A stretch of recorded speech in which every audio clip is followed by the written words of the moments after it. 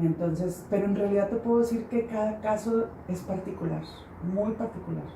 Y todos representan un reto, todos son significativos porque a final de cuentas estás ayudando a alguien, estás escuchando a alguien y te tienes que fijar muy bien en las palabras que ocupas, que dices, que aplicas, porque son personas, todos somos susceptibles y el paciente es una persona vulnerable y susceptible que para lo que tú le dices lleva un grado de responsabilidad fuerte, o sea, lo toman muy en cuenta.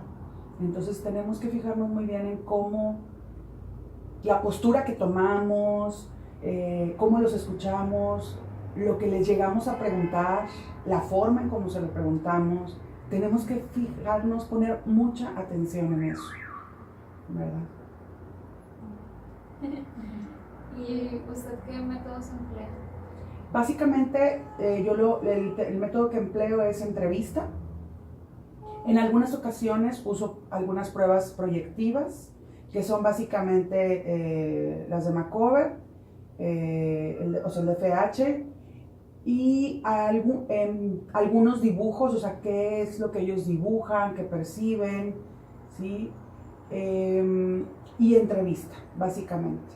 Eso es lo que utilizo. También uso algunas dinámicas en donde ellos puedan, como tipo vivenciales, que yo he ido aprendiendo en algunos talleres.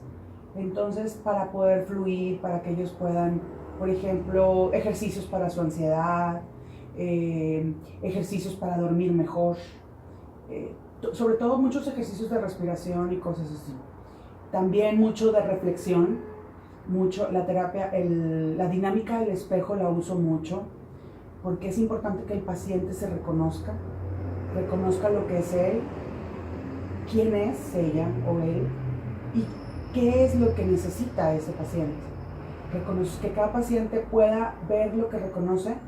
También utilizo algunas técnicas de neurolingüística, que es como cuando el paciente se sale de él para ver las cosas desde la barrera, porque eso le da una mejor perspectiva de poder ver qué pudiera ser mejor o de qué otra forma pudiera actuar que le puede ayudar en positivo, ¿verdad?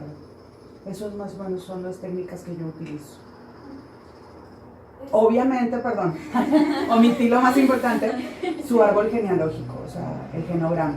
Trabajamos mucho con el genograma, el tipo de relación que tiene en casa, con su papá y con mamá, para ya de ahí tomar un arranque y ya de ahí arrancamos la terapia también, ¿verdad? Eso es súper importante. Me imagino que por él también el sistémico. El sistémico, exacto. El sistémico con lo que se basa es el tipo de relación que tienes en tu familia de origen. Cuando estás casado, tú tienes un genograma, 2 genogramas, el de la familia de origen y el de la familia que tienes ahorita. Y cómo funcionan tus relaciones en ambas familias. O sea, cómo fue la relación entre papá y mamá, ¿sí? Hay veces que papá y mamá es más cercana a la abuela, por decir, porque se criaron con la abuela, entonces, que con papá y con mamá. Entonces, eso tiene mucha importancia en situaciones que va viviendo, o sea, la persona, sobre todo en crisis familiares. Tomar su orden.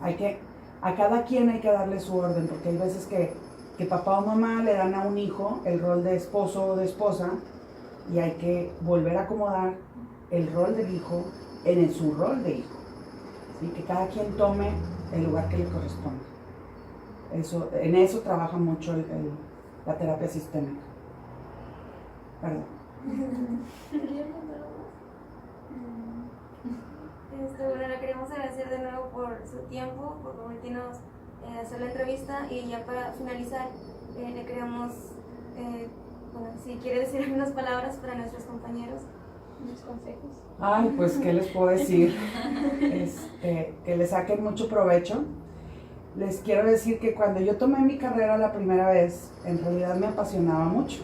Yo no fui en primaria y secundaria una alumna brillante, pero cuando estudié mi carrera me gustaba mucho y entonces no había tiempo y pues por una situación, precisamente una crisis familiar, yo me vi obligada a dejar mi carrera. Cuando vuelvo a estudiar mi carrera ya grande, ya casada, con hijos, ya con hijos, como madre de familia, le saqué otro provecho diferente, entendí muchas cosas que a lo mejor en aquel momento no entendí. No duden en preguntar a sus maestros cuando tengan dudas, sean observadores, observen a la gente en su entorno y vean qué pueden aprender de ello, porque todo lo que ustedes aprendan de observar, no juzgar, sino observar, es comprender. Eso es comprender con el corazón. Y en esta carrera se necesita mucho corazón y mucha vocación, porque es difícil a veces enfrentarnos a casos que luego dices, ay, es que ¿cómo le hago para que funcione? Y hay como, por eso es importante que nos tratemos como psicólogos, porque las cosas, pues nosotros somos también personas, entonces, pues a veces quisiéramos, nosotros lo vemos muy claro el panorama del paciente, pero él no lo ve todavía, tarda un poco más por las resistencias que lleva.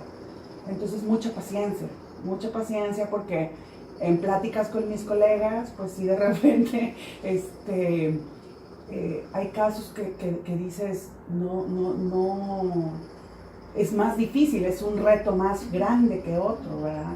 No por ello no son significativos, pero sí es un reto, representa un reto, porque tienes que pensar, tienes que estudiar, tienes que seguir leyendo, la carrera se acaba, pero hay que seguir leyendo, hay que seguir actualizándonos, porque cuando quise retomar mi carrera, después de 20 años, no pude.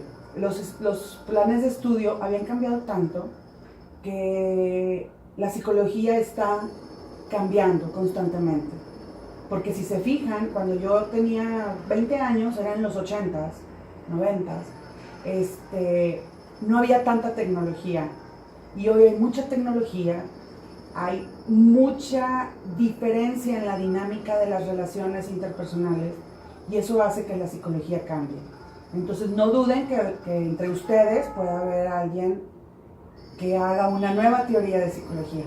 Entonces es una carrera muy apasionante y pues disfrútenla mucho.